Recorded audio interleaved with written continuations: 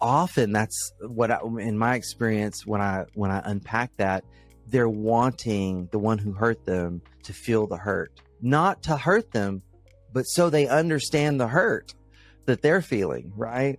Yeah. Absolutely.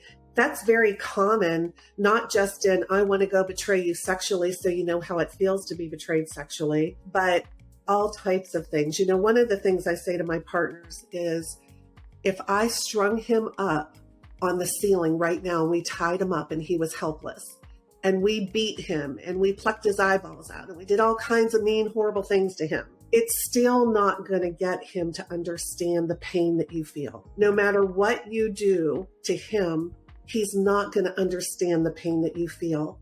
The way that he's going to understand it is by him getting a sober, healthy mindset, and then by you sharing how you've been impacted. If they share more of, here's how I'm feeling, here's what this did to me. If they share it in a way of their experience, the betrayer gets it. But when there's anger and I'm going to do this to you, or I'm trying to hurt you, really they get defensive and then they don't meet that need. And so I try to encourage partners, I want you to get your need met. Absolutely. You're hurting. You've been hurt so much. I don't want you to be hurt anymore. So let's start sharing with him what it's like, because I want him to draw close to you and show empathy and understand the depths of what he's done. When there's betraying happening, what's happening in the betrayer's mind is they're minimizing, they're justifying. They can't connect to the truth of what they're doing, because the pain and the reality of what they're doing, walking outside their character, they're not going to go there. And then, of course, when it becomes addictive patterns and the brain keeps saying, hey, we're normal when we do this. So it's that ugly pattern. It's not till they can stop and start to actually hear.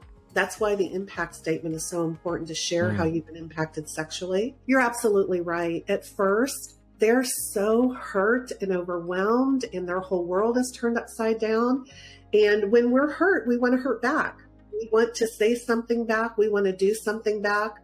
Unfortunately, oftentimes partners will become physically abusive. And, we have to, of course, have boundaries for that. I teach them how to calm themselves down, value themselves, because when someone does something to you that's so devastating, you don't feel like yourself. Oftentimes I have women say, I feel like I'm watching my life. This can't be my reality, right?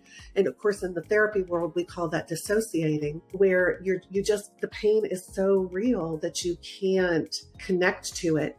It is very similar what the betrayer is doing when they're betraying. They can't face the pain of reality of what they're actually doing.